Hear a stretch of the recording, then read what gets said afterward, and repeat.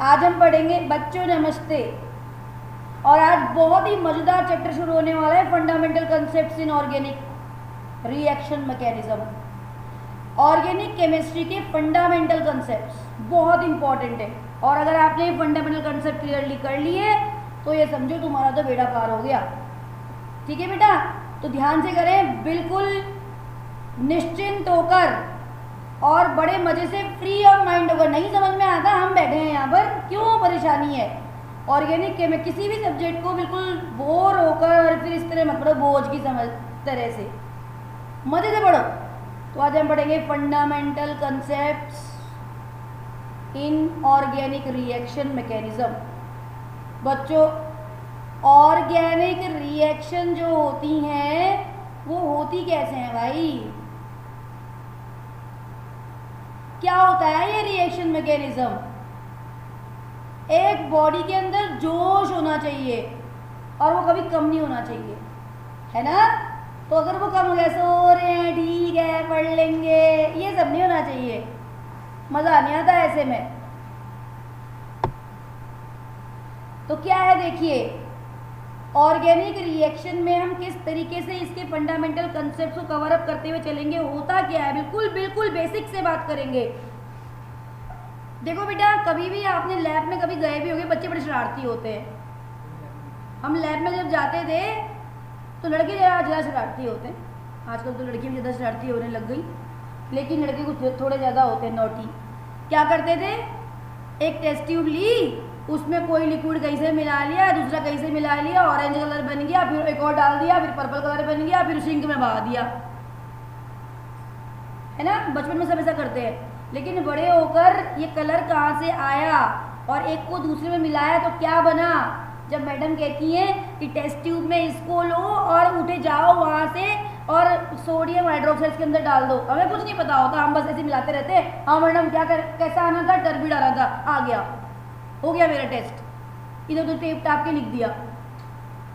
ये है हमारी पढ़ाई, ठीक है? और नंबर कितने मिले देख लिए, वहाँ क्यूरियोसिटी भी होती है दिमाग में कि मैडम देख लेते हैं यार, मुझे अल्फा मिला, बीटा मिला, गामा मिला।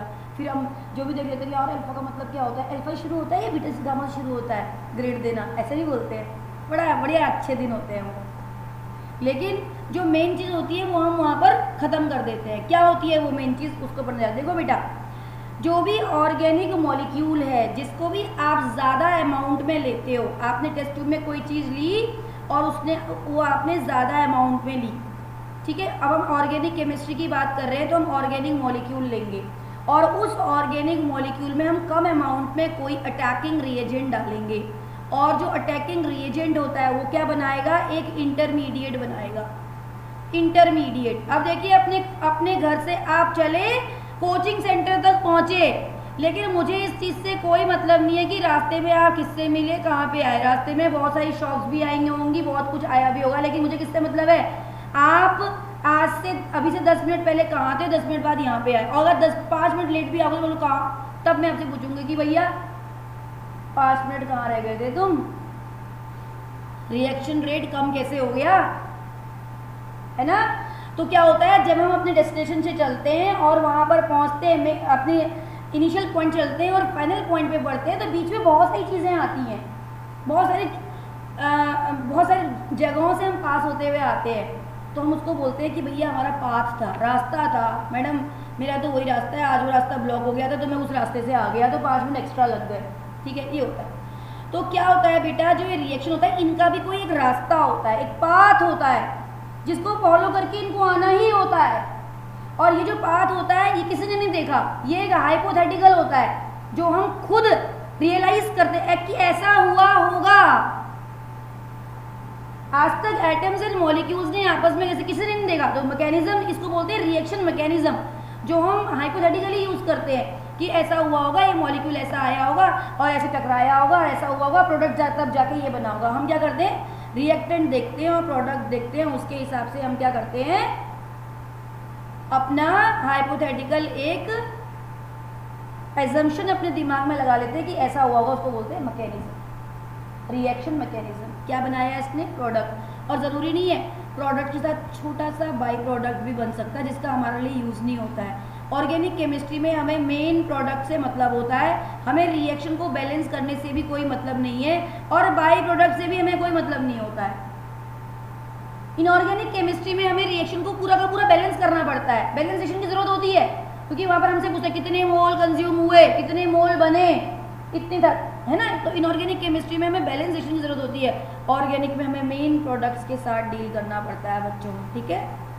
और ये होता क्या है, ये जो मैकेनिज्म होता है क्या है, इलेक्ट्रॉन का मूवमेंट ही तो है, सारी कहानी तो इलेक्ट्रॉन्स की है भाई। केमिस्ट्री तो दो टाइप की होती है, एक केमिस्ट्री वो होती है जो न्यूक्लियर केमिस्ट्री होती है, न्यूक्लियस की फटने से बनी बॉम्ब बढ़ गया, कितना ज़्यादा नुकसान हो गया, है ना। और एक इलेक्ट्रॉन, जितनी मॉडर्न फिजिक्स है, जितनी केमिस्ट्री हम पढ़ रहे हो, केवल इलेक्ट्रॉन गया और इलेक्ट्रॉन आया। Electron is a form of energy, it can not be created not destroyed. Electron का आना जाना ही रिएक्शन मैकेनिज्म है। तो इलेक्ट्रॉन का आना जाना ही क्या है, मैकेनिज्म है। और इलेक्ट्रॉन क्या चलता है, वेव के फॉर्म में चलता है, ठीक है। तो जो एक सीक्वेंस बन जाता है स्टेप बाय स्टेप, इस इलेक्ट्रॉन के मूवमेंट का डिटेल स्टडी, है ना।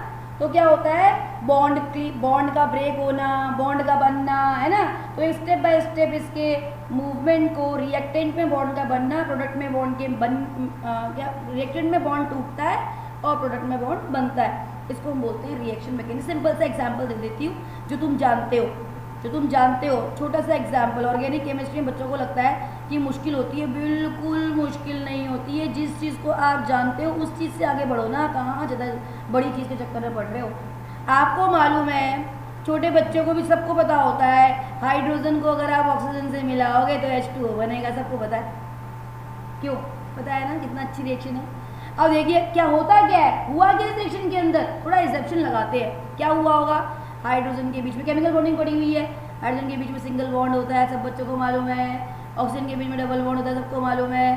भैया वाटर कैसे बना, क्या हुआ होगा, थोड़ी कि फटाफट से ऑक्सीजन वाटर कैसे हुआ, क्या हुआ होगा, पहले ये बॉन्ड टूटा होगा, ये बॉन्ड टूटा होगा, है ना। और एक ही मोल तोड़ना होगा वहाँ, एक मोल अगर होगा तो एक मोल के अंदर कितने होते हैं, एवोगैड्रोस नंबर 6.023 10⁻23, है ना। ऐसा नंबर जो 11 साल तक नॉन स्टॉप दुनिया का हर बच्चा काउंट करे, हर जिंदा पर्सन काउंट करे, नॉन स्टॉप, बिना सोए बिना खाए, तो 11 साल से ज़्यादा टाइम लग जाएगा काउंटिंग में। इतना बड़ा नंबर सोचो, कितने सारे, अगर एक मोल हाइड्रोजन लिया तो कितने सारे मॉलिक्यूल होंगे हाइड्रोजन के वहाँ पर, और ऑक्सीजन के कितने सारे मॉलिक्यूल होंगे। तो क्या होता है, पहले हाइड्रोजन अपनी बॉन्ड को ब्रेक करेगा, ऑक्सीजन अपनी बॉन्ड को ब्रेक करेगा, वो एटम में कन्वर्ट होंगे, फिर वो ऐसे कंबाइन होंगे कि वो वाटर मॉलिक्यूल बनाएगा।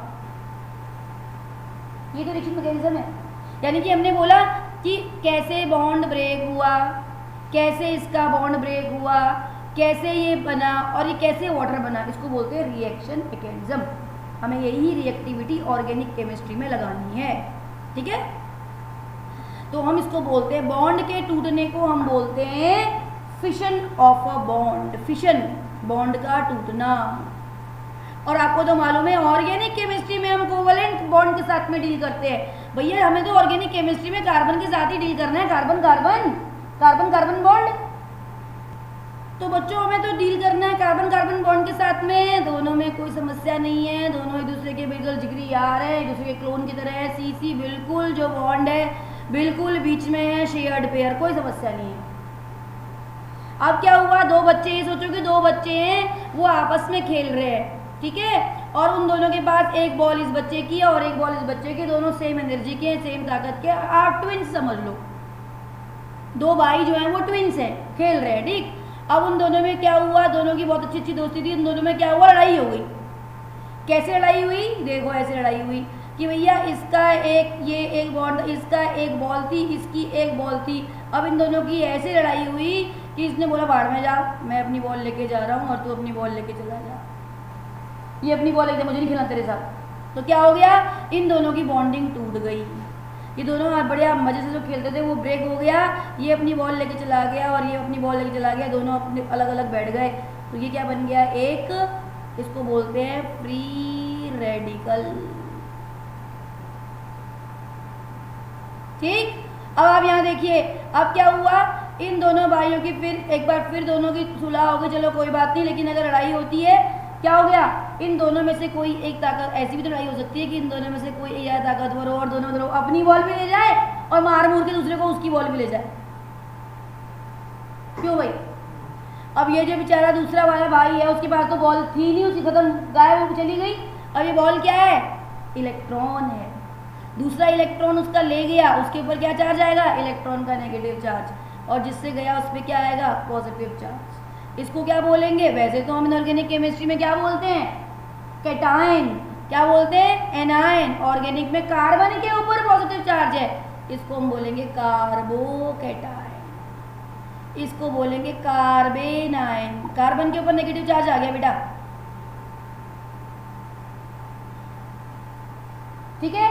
और जब ये फिशन बेटे इस तरीके से होता है, क्रिटिकल बनता है, इसको बोलते हैं अपनी अपनी बॉल ले गए, दोनों खुश हैं, उसके बाद ये बॉल है, उसके बाद ये बॉल है, इसको बोलते हैं होमोलिटिक फिशन या होमोलाइसिस।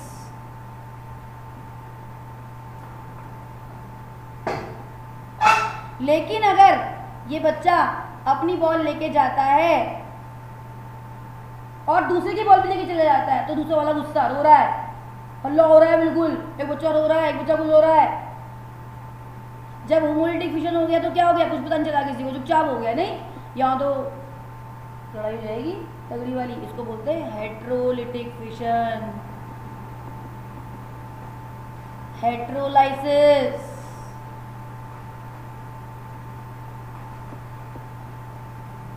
कितने शानदार तरीके से बॉन्ड रिलीज हुआ। प्रोडक्ट क्या बने? Carbocations and carbanions. यहाँ क्या बने? Free radicals. अब क्या हुआ बेटा?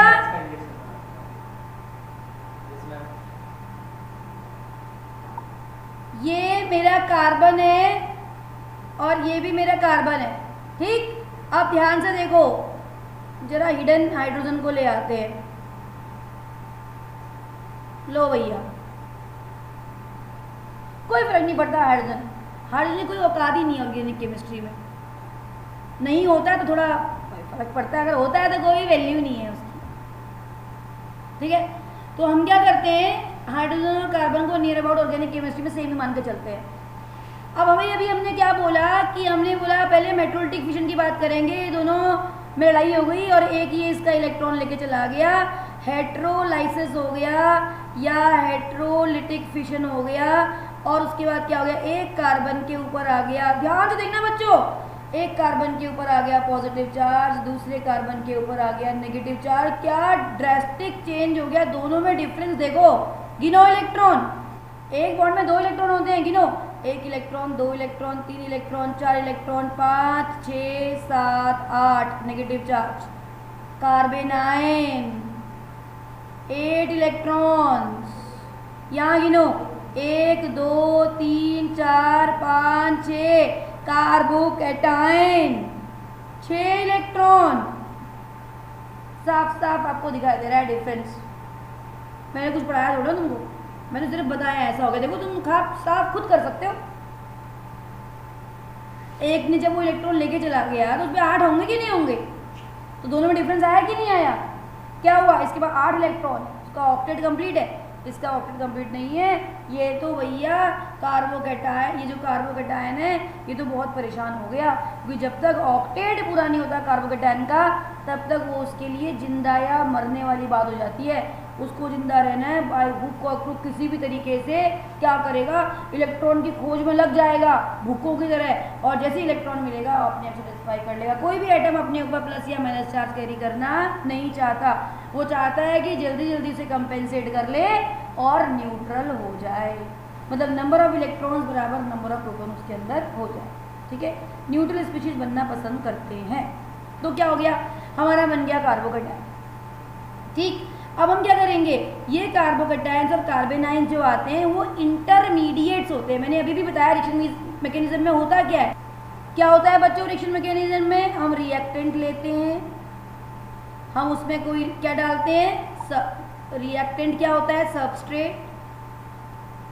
सबस्ट्रेट में हम क्या डालते हैं बेटा, कोई रिएजेंट, जिसको हम क्या बोल सकते हैं, अटैकिंग रिएजेंट भी बोलते हैं, जो कम अमाउंट में होता है, और ये क्या बनाता है, इंटरमीडिएट। तो क्या बने बेटा, इंटरमीडिएट, क्लासिकल इंटरमीडिएट बने आपके कार्बोकैटायंस।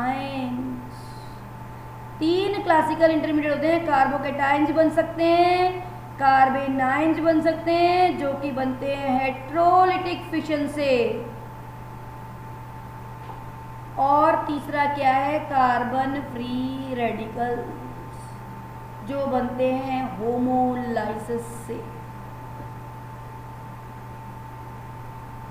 होमोलाइसिस से ये 3 क्लासिकल इंटरमीडिएट्स हैं जो कि आपके सिलेबस में है। इसके अलावा भी इंटरमीडिएट्स होते हैं जो अब 2010 के बाद किसमें आने लगे, हमसे पूछने लगे कंपटीशन में। कुछ और भी होते हैं जैसे नाइट्रीन, कार्बीन, बेंजाइन, है ना। तो वो अभी नहीं पढ़ेंगे, वो हम कब पढ़ेंगे, जे के सिलेबस के लिए। अभी 11th में हमको यही पढ़ना है। 3 क्लासिकल इंटरमीडिएट को पहले हम क्लियर करेंगे, उसके बाद उनको पढ़ेंगे, ठीक है बेटा। कार्बोकैटायन का स्ट्रक्चर यहाँ देखते हैं, देखिए कार्बन ये रहा एक बॉन्ड, ये रहा एक बॉन्ड, ये रहा एक बॉन्ड, और इसके ऊपर पॉजिटिव चार्ज और एक एम्प्टी ऑर्बिटल होता है बेटा, this is empty P orbital. And carbocation का जो स्ट्रक्चर होता है वो होता है प्लेनर स्ट्रक्चर होता है। और ये जो एंगल होता है ना, ये पूरे एंगल 120 डिग्री के होते हैं। आप पेपर के प्लेन पर इसको ड्रॉ कर सकते हो। हाइब्रिडाइजेशन इसकी sp2 है, सिग्मा बॉन्ड, कितने सिग्मा बॉन्ड है, 1 2 3 sp2, ठीक है। और इलेक्ट्रोनेगेटिविटी कितनी होती है, 2.85। याद रखें, कल भी नेक्स्ट पुराने लेक्चर में आपने पढ़ा हुआ था, मैंने बताया था sp3 की नेगेटिविटी कितनी होती है, 2.5, sp2 की कितनी होती है, 2.85, और sp की कितनी होती है बेटा, 3.25। याद रखें, कंसेप्ट बड़ा यूज होने वाला है। तो कार्बोकैटायन कैसा होता है, प्लेनर स्ट्रक्चर है, 120 डिग्री का एंगल होता है, 6 इलेक्ट्रॉन्स होते हैं, ठीक है। इसके अंदर इलेक्ट्रॉन डेफिशिएंट स्पीशीज है।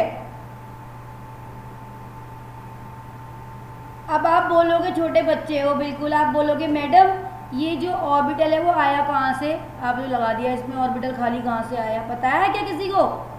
इसका आंसर हमें कहाँ से मिलेगा, जिसका आंसर में हमें परेशानी होती है तो हमें क्या करना है, कहाँ जाना है, इलेक्ट्रॉनिक कन्फिगरेशन के पास।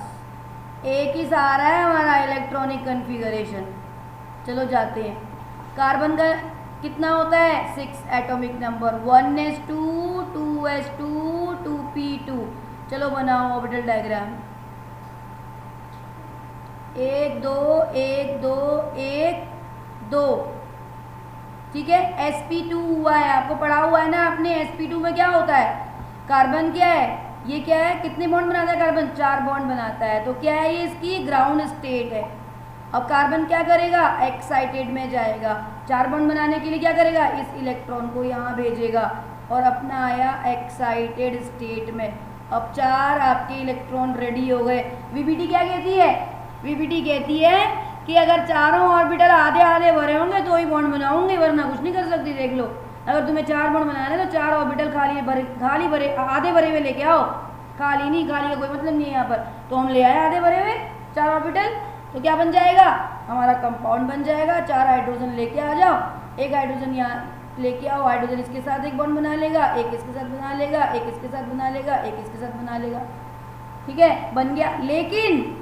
लेकिन हमारे कार्बोकैटायन में क्या हुआ था बेटे, कार्बोकैटायन में तो ये वाला एक इलेक्ट्रॉन दूसरा कार्बन लेके चला गया था, और जब चला गया था तो क्या बनेगा हमारा ऑर्बिटल डायग्राम, अंदर वाला भरा हुआ है, ये वाला सिंगल है, और ये वाला क्या है, ऐसे है। यानी कि क्या हुआ होगा, केवल ये एक S और ये 2 P ने क्या किया है, हाइब्रिडाइजेशन करा है, sp2 ऑर्बिटल बने हैं, और एक p ऑर्बिटल कैसा हो गया बेटे, एम्प्टी पड़ा हुआ है, खाली पड़ा हुआ है, जो खोज में है इलेक्ट्रॉनों के। इसको इलेक्ट्रॉन चाहिए, 2 इलेक्ट्रॉन चाहिए, और अगर कहीं से 2 इलेक्ट्रॉन मिल जाए तो क्या हो जाए, ये स्टेबल हो जाए। तो कार्बोकैटायन जो इंटरमीडिएट होता है बड़ा रिएक्टिव होता है, क्योंकि उसका ऑक्टेट क्या होता है, डिस्टर्ब्ड होता है। सेक्सटेंट ऑफ इलेक्ट्रॉन, 6 इलेक्ट्रॉन होते हैं उसके अंदर, 2 इलेक्ट्रॉन करने हैं, ऑक्टेट कंप्लीट करना है, तो बड़ा इसके लिए असमंजस वाली बात हो जाती है। ठीक है, इसकी एग्जिस्टेंस पे बात आ गई, मरता क्या नहीं करता भाई, ठीक है। अब इससे में मालूम चल गया, अब पता चल गया क्या ऑर्बिटल वाली कहानी समझ आ गई। ये देखो बताओ, बच्चे ऐसे बोल देते हैं मैडम आपने 2 ऑर्बिटल बनाए, एक ऊपर और एक नीचे, एक ही ऑर्बिटल है बच्चों, पी ऑर्बिटल जो डम्बल शेप्ड होता है। जाओ हिस्ट्री में पुरानी फ्लैशबैक में, समझे। तो ये ऑर्बिटल खाली होता है और इसके ऊपर पॉजिटिव चार्ज होता है। ये हुआ आपका कार्बोकैटायन। अब ये जो कार्बोकैटायन होते हैं कितने टाइप के होते हैं, ये जो कार्बोकैटायन होते हैं वो 3 टाइप के होते हैं। ये हो सकते हैं primary, secondary and tertiary carbocation. कैसे, जिस कार्बन पर पॉजिटिव चार्ज लगा है अगर उसकी एक वैलेंसी कार्बन सेटिस्फाई करता हो तो इसको हम बोलेंगे प्राइमरी कार्बोकैटायन। जिस कार्बन पर पॉजिटिव चार्ज लगा है उसकी 2 वैलेंसी पर कार्बन लगे हों तो हम उसको बोलेंगे सेकेंडरी कार्बोकैटायन। जिस कार्बन पर पॉजिटिव लगा है अगर उसकी तीनों वैलेंसी पर 3 कार्बन लगे हैं तो हम उसको बोलेंगे टर्शियरी कार्बोकैटायन। आया समझ, प्राइमरी कार्बोकैटायन। और बच्चे बोलते हैं मैडम अगर कुछ ना लगाओ, नहीं लगाया कुछ भी, तीनों वैलेंसी पे हाइड्रोजन है, इसको बोलेंगे मिथाइल कार्बोकैटायन। ठीक है बेटा, तो मिथाइल कार्बोकैटायन प्राइमरी कार्बोकैटायन, आप प्राइमरी भी बोल सकते हो और कोई 1 डिग्री भी बोलते हैं, सेकेंडरी भी बोल सकते हो, 2 डिग्री भी बोलते हैं, और टर्शियरी कार्बोकैटायन 3 डिग्री भी बोला जाता है। अब बच्चों के दिमाग में ये सवाल आता है कि मैडम क्या क्वाटरनरी नहीं हो सकता, मतलब क्या मैडम इधर ये भी एक कार्बन लगाओ, ये भी एक कार्बन लगाओ, ये भी एक कार्बन लगाओ और एक कार्बन लगा दो, फिर एक पॉजिटिव चार्ज लगा दो। भाई ये तो जो हो गई, ये तो प्रकृति के बाहर की बात हो गई। कार्बन तो 5 बॉन्ड बना ही नहीं सकता। इसका मतलब क्या है, इसका मतलब ये कि कार्बन ने 8 इलेक्ट्रॉन तो पूरे कर रखे हैं, ऊपर से एक ऑर्बिटल खाली है, मतलब 10 इलेक्ट्रॉन रख सकता है। भाई तुमने पढ़ा हुआ है, कौन सा ग्रुप है, 15th ग्रुप है, काशी गए, 14 ग्रुप गए सन्यासी पंजाबी। पहले ग्रुप का हर ग्रुप का पहला एलिमेंट एनोमलस बिहेवियर शो करता है। क्या होता है उसके अंदर, एम्प्टी डी ऑर्बिटल होते ही नहीं है।